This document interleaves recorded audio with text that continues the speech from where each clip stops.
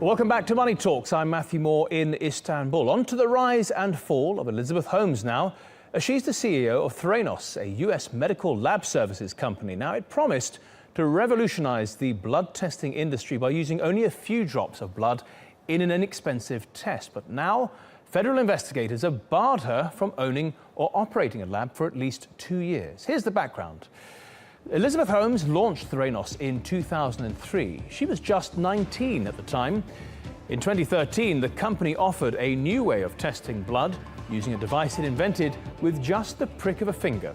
Now, Theranos, valued at $9 billion, came under scrutiny in 2015, last year, after an investigation by the Wall Street Journal raised questions about whether the technology actually worked.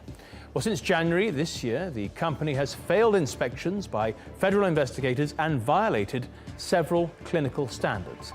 Elizabeth Holmes and her company are now facing a number of consumer and criminal investigations. Now, let's cross live now to Paris, and Craig Copetas is there for us. I know you keep a very close eye on this story, Craig. Look, we'll get to the business side in just a moment, but to a lot of people watching this at home, this was a really promising medical development that could have helped them. Does it work or not? No, it doesn't work. This is like a grade school science experiment, and that's not me talking. There are currently 8 consumer lawsuits against her, 1 Security Exchange Commission investigation.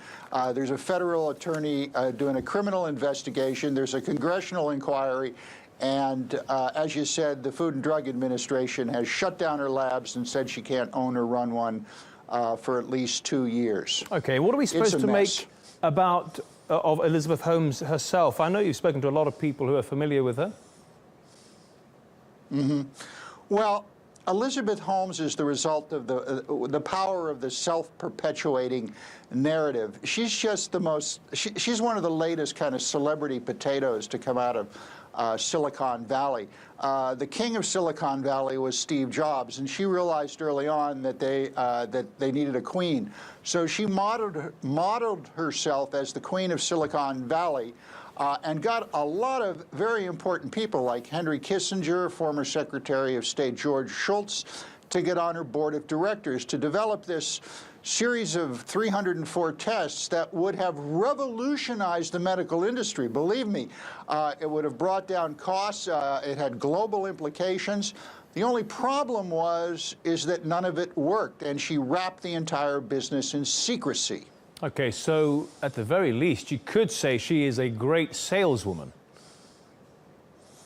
Well, she's kind of a cross between P.T. Barnum and Martha Stewart, the American household goods guru-ess. She's very secretive. She surrounds herself now with armed guards. She gave herself a code name even. She's known as Eagle One. She refuses to talk to the press, and when my colleagues at the Wall Street Journal did this story on them, the original investigation, she came out and immediately denounced them and said they made the story up out of whole cloth. Unfortunately for Miss Holmes, the story was true, and she now is continuing to try and bamboozle everyone into believing her, including trying to get some Hollywood producer to do a positive biopic about her. I see. It was only a matter of time before the word Hollywood and movie and blockbuster were brought up. Okay, Craig, thanks very much for your analysis out of Paris.